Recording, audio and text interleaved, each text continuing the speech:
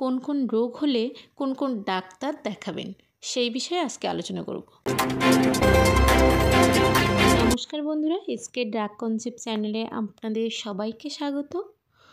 তো বন্ধুরা, আজকের ভিডিওতে আমি আলোচনা করব কোন কোন রোগ হলে কোন কোন ডাক্তার দেখাবেন সেই বিষয়ে আজকে আলোচনা করব।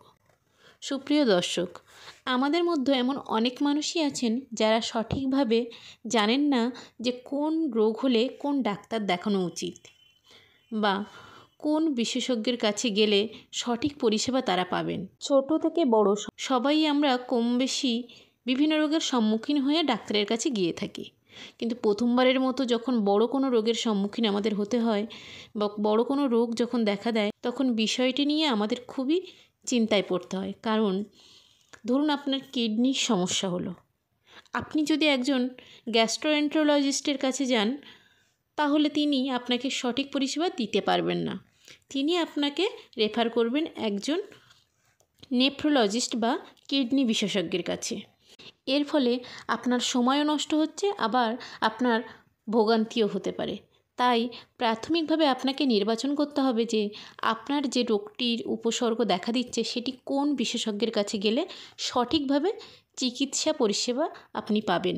আজকের ভিডিওর মাধ্যমে আপনারা জানতে পারবেন যে কোন কোন রোগে কোন কোন ডাক্তারের কাছে যাওয়া উচিত এবং তাদেরকে কি বলা হয়ে থাকে বা কোন কোন ডিপার্টমেন্টের ডাক্তারদের কী নামে বলা হয়, সবটা আজকে এই ভিডিওর মাধ্যমে আপনাদেরকে জানাবো। তো বন্ধুরা, ভিডিওটি ভালো লাগলে পরিচিতদের মধ্যে শেয়ার করতে ভুলবেন না। ভিডিওটি বেশি বেশি করে শেয়ার করে দিন যাতে আপনার আত্মীয় পরিজনেরা, বন্ধুবান্ধবরা উপকৃত হতে পারে। নতুন যারা দেখছেন তারা অবশ্যই চ্যানেলটিকে সাবস্ক্রাইব করে দেবেন। তো চলো বন্ধুরা, ভিডিওটি শুরু করা যাক। বন্ধুরা, আমাদের শরীরে যখন কোনো রোগের উপসর্গ দেখা দেয় তখন আমাদের প্রথমে একজন জেনারেল ফিজিশিয়ানের কাছে আমাদের যাওয়া উচিত। তাই 1 নম্বর পয়েন্টে আমরা এই জেনারেল ফিজিশিয়ান সম্বন্ধে আলোচনা করব। এই জেনারেল ফিজিশিয়ান হলেন এমন একজন ডাক্তার যিনি সব ধরনের রোগের জন্য প্রাথমিকভাবে চিকিৎসা পরিষেবা প্রদান করে থাকেন। অর্থাৎ সব কিছুতে তারা অভিজ্ঞ থাকেন, কিন্তু কোনো কিছুতে তারা বিশেষজ্ঞ নন। জেনারেল ফিজিশিয়ানরা রোগীকে দেখে পরীক্ষা করে দেখার পর যদি দেখেন রোগীকে মেডিসিন দিয়ে সুস্থ করা সম্ভব, তখন তিনি ওই নির্দিষ্ট রোগের মেডিসিন রোগীকে দেন। কিন্তু যদি দেখেন যে কোনো জরুরি বা বিশেষ চিকিৎসার প্রয়োজন যদি ওই রোগীর থেকে থাকে, তখন তিনি ওই রোগীকে ওই নির্দিষ্ট রোগের বিশেষজ্ঞের কাছে রেফার করে থাকেন। বড় বড় হাসপাতালগুলিতে মূলত প্রাথমিকভাবে মেডিসিন বিশেষজ্ঞ ডাক্তার রোগীকে পরীক্ষা করে রোগ শনাক্তকরণের মাধ্যমে বিশেষজ্ঞ ডাক্তারের কাছে হস্তান্তর করে থাকেন বা রেফার করে থাকেন।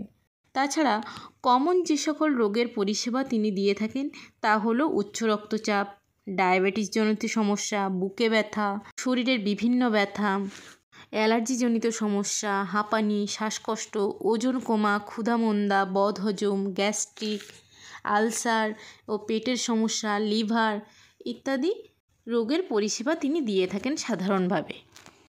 নেক্সট আলোচনা করব আপনারা নিউরোলজিস্ট বা স্নায়ু বিশেষজ্ঞের কাছে কখন যেতে পারেন।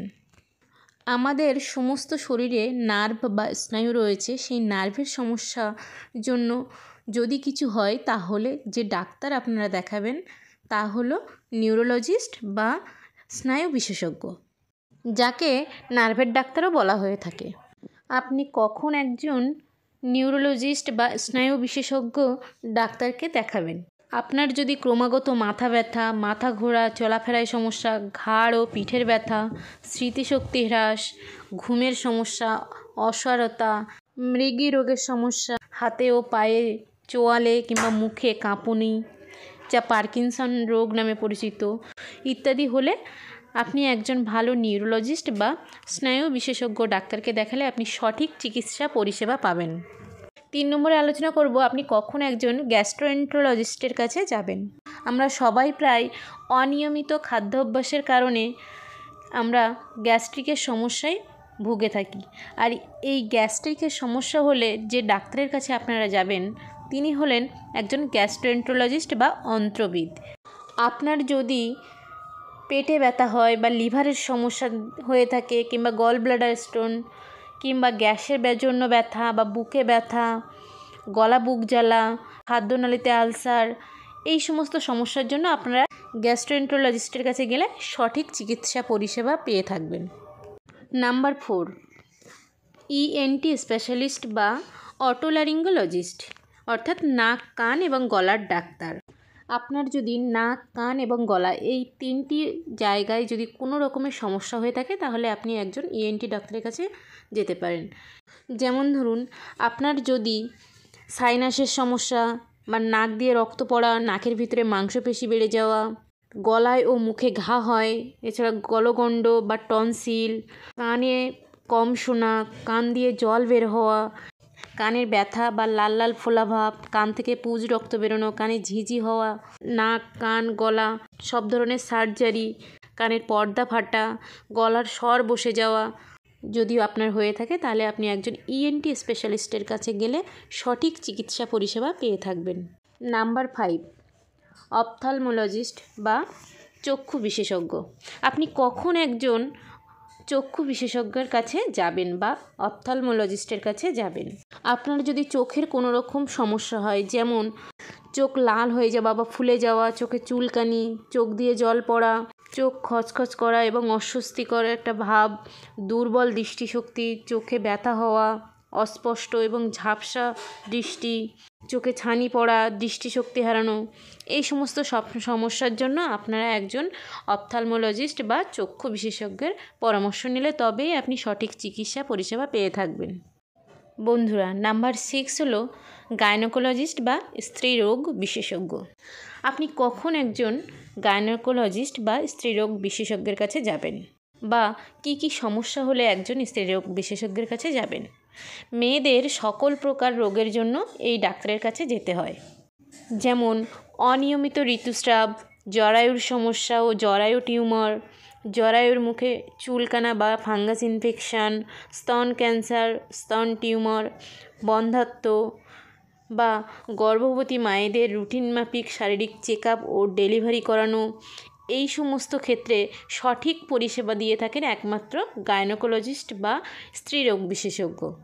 নাম্বার 7, অর্থোপেডিস্ট, অর্থোপেডিক সার্জন বা অস্থিরোগ বিশেষজ্ঞ। আপনি কখন একজন অস্থিরোগ বিশেষজ্ঞ ডাক্তারের কাছে যাবেন?